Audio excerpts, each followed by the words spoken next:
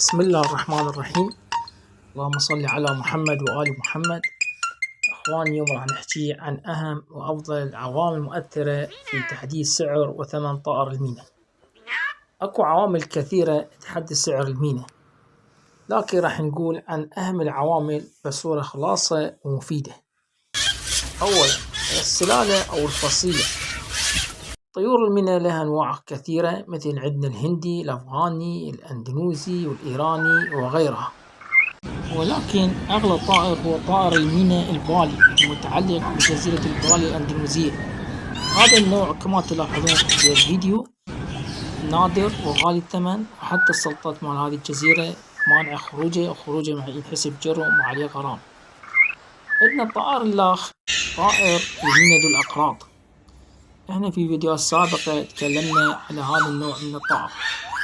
هذا الطائر بسبب قدرة ذكائه ونطقه سعره يوصل حوالي من 3000 إلى 4000 دولار. موجود في الهند، وباقي مثل الإيراني والأفغاني والباكستاني وغيرها أسعاره حوالي من 30 إلى 50 دولار. العامل الثاني قدرة التكلم والنطق الطائر.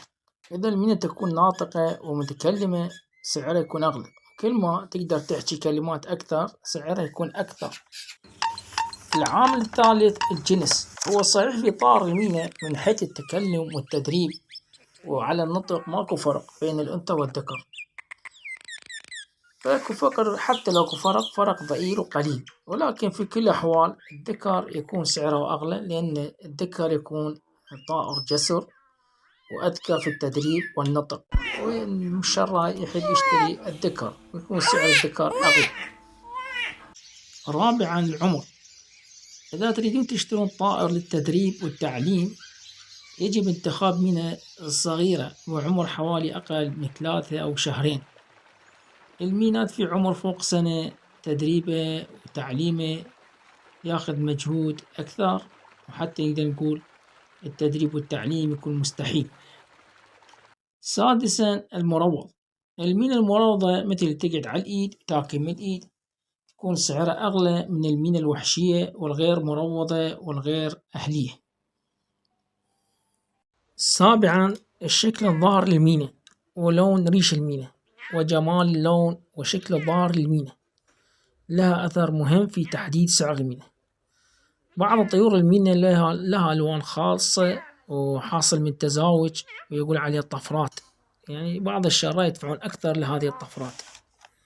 وكذلك اللون البراق للريش، والريش العديل والمنظم، والمينا الغير قرعة، والريش الغير منفوش، هذه هم تكون المينا سعرها أغلى. العامل الثامن صحة وسلامة المينا. المينا الغير مريضة وبصحة جيدة ونشطة وحركة وغير خمولة، وكذلك المينا التي لديها عيون وأرجل ومنقار وأجنحة سالمة وغير معيوبة تكون سعرها أغلى. العامل التاسع تحرك وأصوات المينا. المينا اللي تكون نشطة وحركتها كثيرة ولديها أصوات متنوعة، هذه المينا تنحسب مينا ذكية وسالمة وسعرها يكون أكثر من باقي المينات في القفص. العامل العاشر الربيع. في فصل الربيع بسبب زيادة التكاثر والإنتاج تكون سعر المينا أقل من باقي الفصول. أخواني، لا تنسوا الاشتراك والضغط على زر لايك وتفعيل الجرس، والسلام عليكم ورحمة الله وبركاته.